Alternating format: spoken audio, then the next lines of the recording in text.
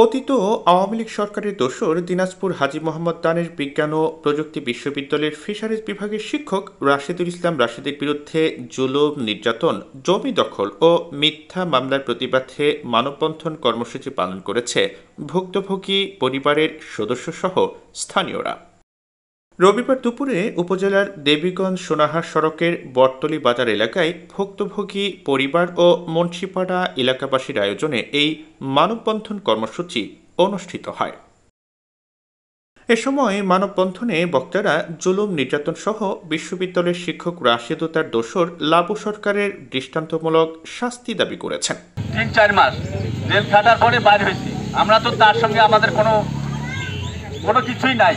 আমার কি জন্য ও কেঁদে ঢুকাইলো? আমার ধারণা সে তার একটা ইন্ধন আছে যে আমরা বিএনপি, এই জন্যই আমাদেরকে এই দিনাজপুরে এই ঘটনাগুলো ঘটাইছে।